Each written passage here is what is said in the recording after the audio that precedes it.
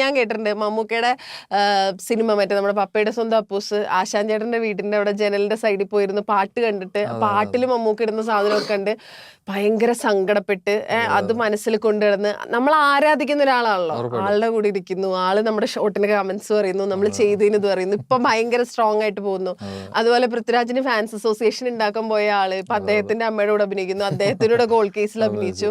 അങ്ങനെയൊക്കെ വരുമ്പോഴേ how does it feel? നമുക്ക് ഏതൊരു സിനിമ ആഗ്രഹിക്കുന്ന ആൾക്കും അതൊക്കെ ഒരു ഭയങ്കര ഡ്രീം കം ട്രൂ മൊമെന്റ്സ് ആണല്ലോ. അയ്യോ അത് സംഭവം അത് ഇപ്പൊ ഞാൻ പറയട്ടെ, അത് ഇപ്പൊ ഞാൻ എൻ്റെ ഇത് വെച്ച് പറയുകയാണെങ്കിൽ നമ്മൾ ഒരു സംഭവത്തിലോട്ട് ഇറങ്ങുമ്പോൾ അത് പൂർണ്ണമായി ആത്മാർത്ഥതയോടെ ഇറങ്ങുക എന്നുള്ളതാണ്. കാരണം ഇപ്പൊ എന്നാ ചിലപ്പോൾ കോമഡിയിൽ സ്കിറ്റുകൾ ചെയ്തുകൊണ്ടിരുന്ന ആളായിരിക്കും ചിലപ്പോൾ നമ്മളെ പ്രേക്ഷകർ കാണുന്നത് സ്കിറ്റുകൾ ചെയ്തുകൊണ്ടിരിക്കുന്നു, പിന്നെ പെട്ടെന്ന് മറ്റേ സിനിമ വരുന്നു, ആ സിനിമ. പക്ഷെ ഇതിൻ്റെ ഇടയിൽ കുറേ സംഭവങ്ങൾ നടന്നു പോയതും അതൊന്നും പ്രേക്ഷകർക്കറിയില്ല. ഒരുപാട് കഷ്ടപ്പെട്ടു കേട്ടോ, പട്ടിണി വരെ കിടന്നിട്ടുണ്ട് സീരിയസ്ലി.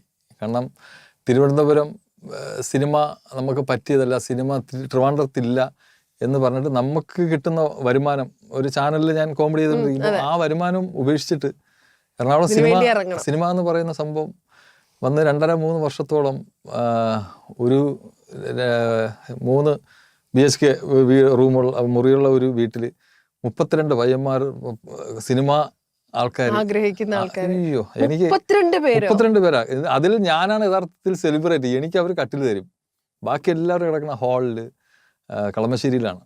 അപ്പോൾ അവിടെ വാടക എന്ന് പറഞ്ഞാൽ യഥാർത്ഥത്തിൽ 500 രൂപ കൊടുത്താൽ മതി ഒരാൾക്ക്. അപ്പൊ എല്ലാരും നല്ല പൈസ 10, 20, 25,000 രൂപ അടുപ്പിച്ചുണ്ട്. അപ്പൊ 500 രൂപയ്ക്ക് വെച്ചേ ഉള്ളൂ.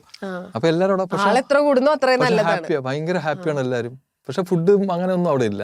എല്ലാവരും കിടക്കാൻ വേണ്ടി വരുന്നു, ചാൻസ് ചോദിക്കാൻ വേണ്ടി പോകുന്നു. അങ്ങനെ കുറെ സമയം അങ്ങനെ പോയി അങ്ങനെ ചെറിയൊരു വരുമാനത്തിനാണ് ഒരു ചാനലില് ഒരു ഷോ കിട്ടി, ഒരു പരിപാടി കിട്ടി. അത് കുറച്ച് നാള് കൊണ്ടുപോയി. പിന്നെ അതും സിനിമ ചാൻസ് ചോദിച്ച് പുറകെ പോകുന്നു, ഡയറക്ടറുകൾ വിളിക്കുന്നു, ഈ സിനിമാക്കാർ കൂടുന്ന സ്ഥലങ്ങളിൽ പോയി നിൽക്കുന്നു, അവരുമായിട്ട് കമ്പനി ആവുന്നു. അങ്ങനെയാണ് സംഭവങ്ങൾ വരുന്നത്. അല്ലാതെ ഒറ്റയടിക്ക് സ്കിറ്റ് കണ്ടിട്ട് സിനിമയിൽ ആരും വിളിച്ചിട്ടുണ്ട്. സത്യം. പക്ഷെ ഇപ്പം ഭയങ്കര സമാധാനമില്ല. ഇപ്പൊ നമ്മൾ സംസാരിച്ചില്ല, ഇപ്പൊ ഇവിടെ ഇത് കഴിഞ്ഞത് ക്രൗൺ പ്ലാസയിൽ പോണം, പണിയുണ്ട്, ഇന്ന് ഫുൾ അങ്ങ് ലോക്കായി കിടക്കല്ലേ. ആസ്വദിക്കുകയാണ് സത്യം പറഞ്ഞ ആ ഓട്ടം അല്ലേ. വെറുതെ ഇരിക്കുമ്പോൾ ഭയങ്കര ഇതാണ്. മമ്മൂക്ക പറഞ്ഞല്ലോ, മമ്മൂക്കൊക്കെ വീട്ടിലിരിക്കാൻ പറ്റത്തില്ല സത്യം പറഞ്ഞ. പുള്ളി പറയാം എപ്പോഴും എന്നും വർക്ക് ചെയ്യണമെന്നുള്ള ഒരു ഇതാണ് മമ്മൂക്കാര ഇത്. അതായത് DQ എന്ന ഒരു ഇന്റർവ്യൂല് പറഞ്ഞു ഓർക്കണ്ട, 2 ദിവസം അടുപ്പിച്ച് ഞാൻ വീട്ടിൽ ഇരുന്ന ഉമ്മ വന്ന് ചോദിക്കുന്നു, കഥയൊന്നും കേൾക്കുന്നില്ല, പണിയില്ലേ അവസ്ഥയാണ്. ഇക്കൊക്കെ ഉണ്ടോ പ്രശ്നം? അങ്ങനെ കുഴപ്പമൊന്നുമില്ല.